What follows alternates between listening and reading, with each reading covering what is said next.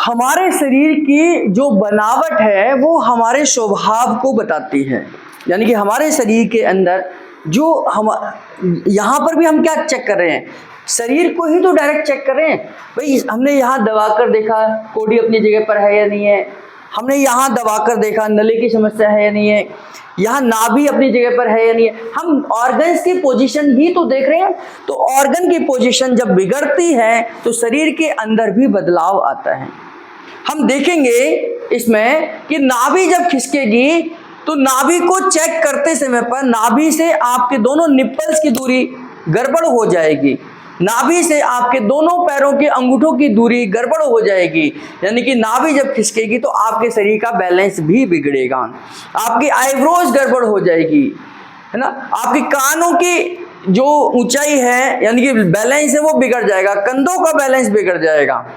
तो ये हमारे शरीर के सिम्टम्स बताते हैं कि हमारे शरीर के अंदर क्या क्या बीमारियां आ सकती हैं। तो देखो ये दो किताबें हैं जिनको हम सामुद्रिक शास्त्र, इस पर लिखा हुआ है सामुद्रिक शास्त्र है ना, ये भाग 1 है, ये भाग 2 है। ये दोनों ही किताबें हमारे शरीर के बारे में हैं कि हमारे शरीर की बनावट कैसी होगी तो क्या होगा, हमारा नेचर क्या होगा, कैसा हमारा स्वभाव होगा। इसमें भाग 1 में पेज नंबर 274-275 पर नाभि के लक्षण लिखे गए हैं। यानी कि नाभि कैसी होगी तो उस व्यक्ति का, उस स्त्री का स्वभाव कैसा होगा, है ना। इसमें सारी चीजें लिखी गई हैं। स्त्री की नाभि गहरी, गोल, दक्षिणवर्ती हो वह शुभ होती है तथा ऐसी नाभि रति रूपी मणियों के खजाने पर प्रतिरूप कामदेव राजा की मुद्रा हो ऐसी होती है। इसको समझने की जरूरत है ना। इसमें यह भी लिखा गया है, बहुत सारी चीजें इसमें लिखी गई हैं, आपको पढ़ना पड़ेगा, सारा समझना पड़ेगा। बहुत सारी चीजें इसमें नाभि के बारे में। केवल नाभि की बनावट को देखकर आप किसी के, ये केवल स्त्री के लिए नहीं है, पुरुष के लिए भी है, पुरुष का स्वभाव क्या होगा, स्त्री का स्वभाव क्या होगा, इसमें सारी कहानी लिखी गई है।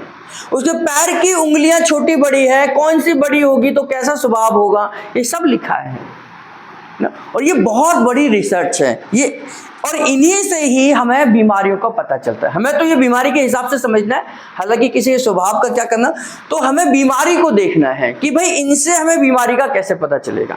तो नाभि, नले और कोड़ी ये हमारे शरीर का ही हिस्सा है, और जब अपने शरीर की स्थिति बिगड़ती है, अप डाउन होती है, कुछ भी होती है, तो वहां पर हमें बीमारी और रोग पैदा हो जाते हैं।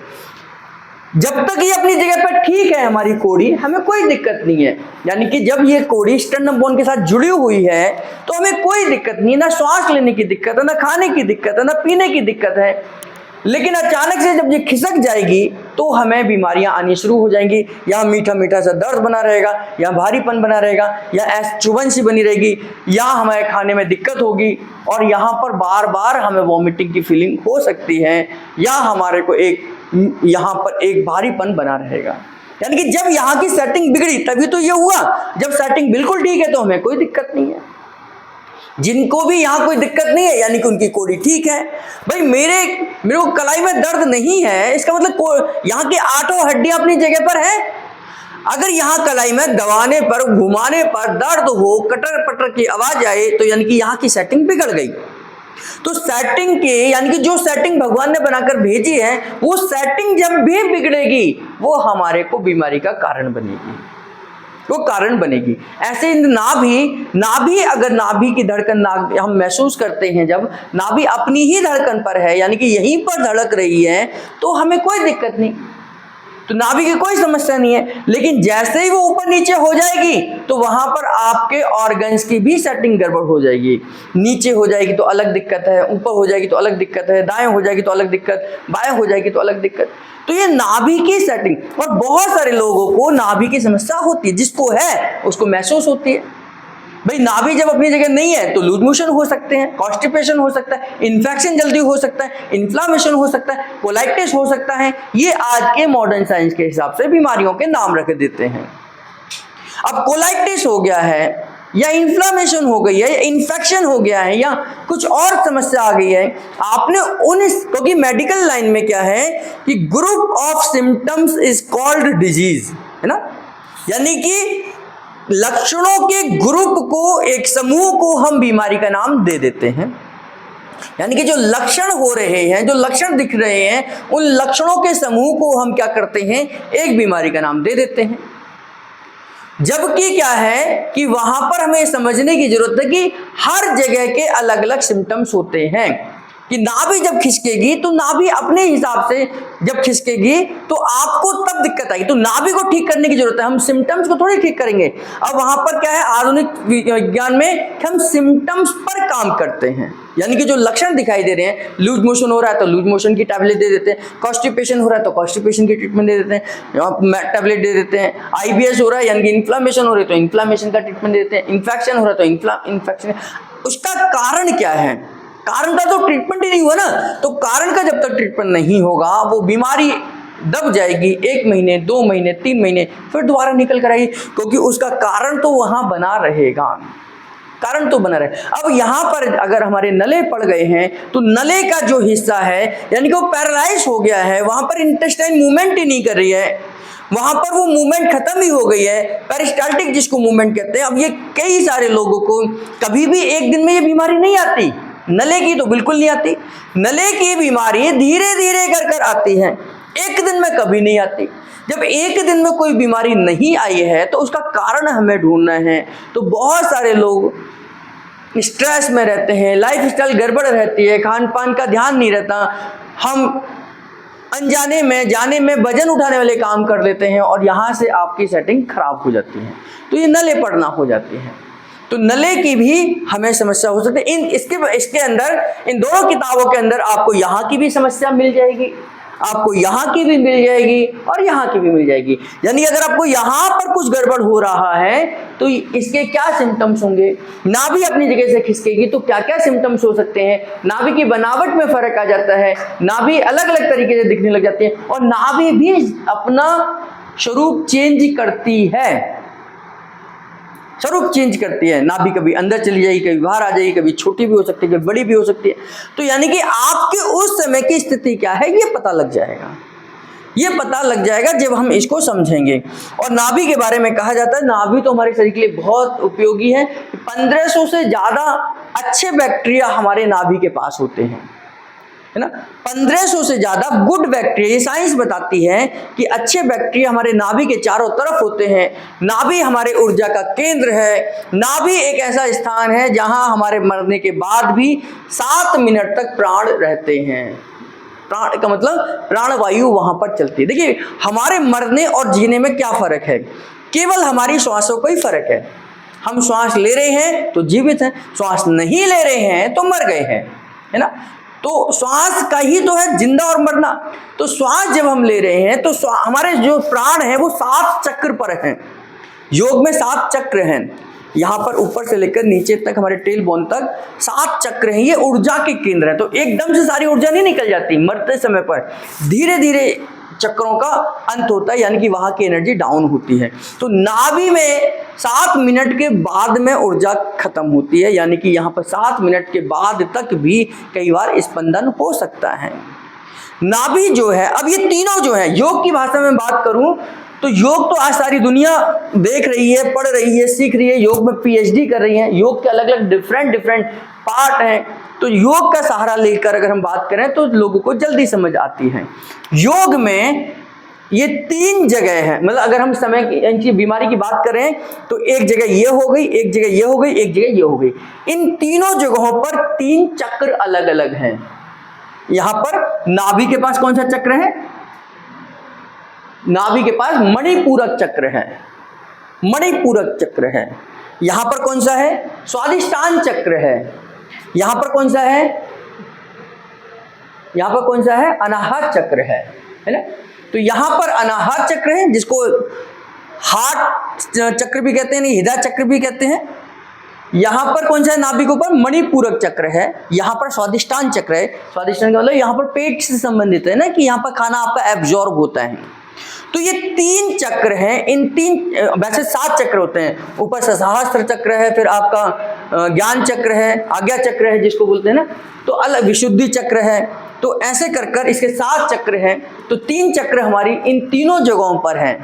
चक्र का मतलब क्या है, जहां पर ऊर्जा का केंद्र है। अब योग ये कहता है इस विषय में कि जब हमारे शरीर के इन चक्रों पर ऊर्जा का या तो ज्यादा हो जाए या कम हो जाए तो बीमारी आती है। मेडिकल साइंस इसी को क्या कहता है, या तो सर्कुलेशन ज्यादा हो जाए या कम हो जाए तो बीमारी आएगी। कहीं पर सर्कुलेशन ज्यादा हो जाए तो भी बीमारी आ जाएगी, कहीं पर कम हो जाए तो भी आ जाएगी, है ना। तो यहां पर ऊर्जा का केंद्र है। अगर मणिपूरक चक्र में ऊर्जा कम हो जाए तो क्या होगा, पेट की क्रियाएं स्लो हो जाएंगी। अगर मणिपूरक चक्र में ऊर्जा ज्यादा हो जाए तो पेट की क्रियाएं तेज हो जाएंगी, आपको लूज मोशन लग सकते हैं। और यहां पर अगर ऊर्जा कम हो जाए तो कॉन्स्टिपेशन हो सकता है, आपका इंडाइजेशन हो सकता है, एसिडिटी हो सकती है। ऊर्जा का केंद्र है, ऊर्जा है यहाँ पर क्या है, आपका अनाहत चक्र है। अनाहत चक्र जब गड़बड़ हो जाएगा तो फिर आपको बेचैनी होगी, घबराहट होगी, पसीने आने शुरू हो जाएंगे, भारी भारी सा लगेगा। ऐसा ही कुछ हमारे यहाँ पर जब कोड़ी हिड़ती है तब भी ऐसा ही होता है। यहाँ पर एक बेचैनी बनती है, यहाँ पर एक घबराहट होने लग जाती है, एक मीठा मीठा दर्द होता है, ऐसा लगता है कि कुछ रखा हुआ है, कुछ यहाँ पर लगता है कि कुछ फंस गया है ना। यही शब्द हमारे पास आकर पेशेंट बोलता है। और ऐसा ही कुछ हमारे अनाहत चक्र की जब ऊर्जा गड़बड़ होती है तो भी होता है। तो वहां पर ऊर्जा को बैलेंस करना है। यहाँ पर हम सर्कुलेशन के थ्रू ऑर्गन्स को बैलेंस करते हैं। यहाँ पर हमारा मणिपूरक चक्र है। मणिपूरक चक्र यानी कि हमारा जठरांगनी वाला चक्र जो है, जहाँ पर हमारा अग्नि है, जिसमें हम हाइड्रोक्लोरिक एसिड कहते हैं। अगर ये चक्र में ज्यादा एनर्जी आ जाए तो हाइड्रोक्लोरिक एसिड ज्यादा बनेगा, हाइपर एसिडिटी हो जाएगी, आपको वॉमिटिंग की फीलिंग होगी, खट्टा खट्टा सा डकार आएगी। तो ये क्या है, यहाँ पर ऊर्जा ज्यादा होगी। कम हो जाए तो हाइड्रोक्लोरिक एसिड कम बनेगा, आपका खाना इंडाइजेशन होगा, आपका खाना डाइजेस्ट नहीं होगा, आपको यूडीएफ आएगा, ऐसे ही होगा।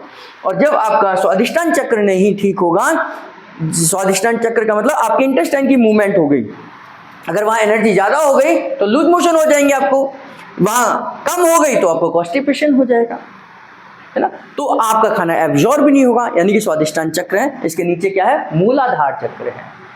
यहां से एनर्जी स्टार्ट होती है। मूलाधार चक्र जिसको हम टेल बोन कहते हैं, टेल बोन पर जहां हम कुंडली का पॉइंट देते हैं वो मूलाधार चक्र है। एनएस के बिल्कुल ऊपर का हिस्सा है ना, ऊपर का हिस्सा है वो मूलाधार चक्र है। तो मूलाधार चक्र पर हम क्या देते हैं, अपना कुंडली का पॉइंट देते हैं।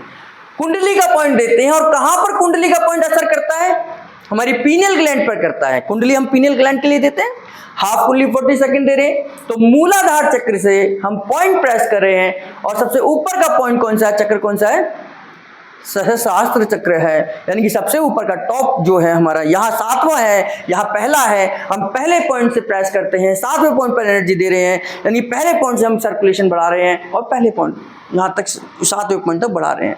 तो यानी कि ये हमारा कुंडली का पॉइंट पहले चक्र को स्टिमुलेट से 7वें चक्र तक को स्टिमुलेट करता है। इसलिए तुम कहते हैं कि हमारे कुंडली का पॉइंट पीनियल ग्लैंड को स्टिमुलेट कर रहा है।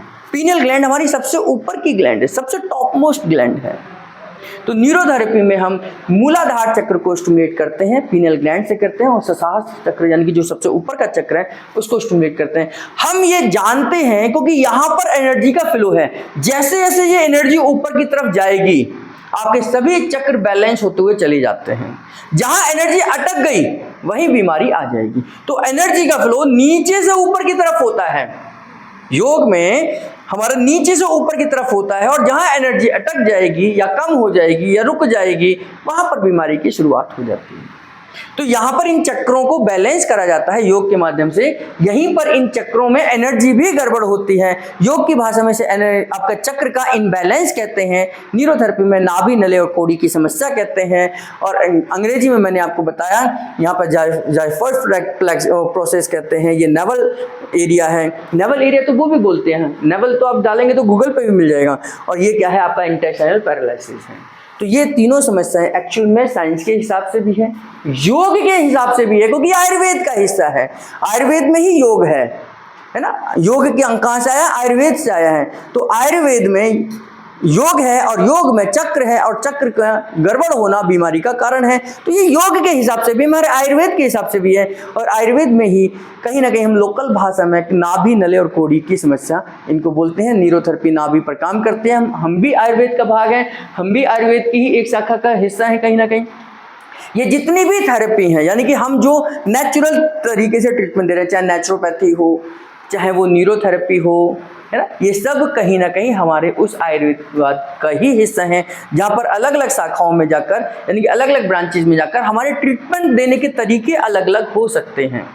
आज कहीं पर उसे जॉक थेरेपी कहते हैं, कहीं पर उसे कपिंग थेरेपी कहते हैं। हमारे यहाँ पर कपिंग थेरेपी भी थी। कपिंग का मतलब कपिंग करना ही नहीं है, हम कहीं पर कहीं जैसे विष कोई सांप काट लेता तो हम क्या करते थे, वहां पर उस हिस्से को काट देते थे, काट के उसका गंदा खून निकाल देते थे और वहां बांध देते थे। यही होता था पहले।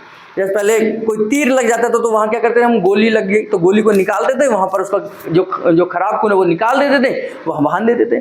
तो यही तो कपिंग में है कि कपिंग में क्या है, जहां आपका ब्लड सर्कुलेशन गंदा है वो पिन मारते हैं, कप लगाते हैं, कप उसे सक कर लेता है, खून बाहर आ जाता है, तो ये हजामा बोल देते हैं उसको। तो अलग अलग आज मॉडर्न नाम आ गए हैं, ये कहीं ना कहीं हमारे पहले भी हमारे आयुर्वेद में थे, और आज इनका ट्रीटमेंट करने का अलग अलग तरीका है, जिसमें से न्यूरोथेरेपी भी एक तरीका है, जो कि हम आयुर्वेद के हिस्से के रूप में ही, यानी कि हम बिना मेडिसिन के शरीर को सेल्फ हील करते हैं। बॉडी अपने आप को हील करती है, लेकिन जहां वो हील नहीं कर पाती है हम उसकी मदद करते हैं, और मदद कर कर उसको अपने ही तरीके से ठीक करने की कोशिश करते हैं। तो हम कोई मेडिसिन नहीं देते, कोई साइड इफेक्ट नहीं, कोई मशीन नहीं, कोई कुछ नहीं, केवल मैनुअल ट्रीटमेंट है। हाथ से, पैर से रगड़ कर, घिस कर, रबिंग कर कर, यही कर कर हम न्यूरोथेरेपी में सभी ऑर्गन्स को ठीक करते हैं और सभी तरीके की बीमारी का इलाज करते हैं।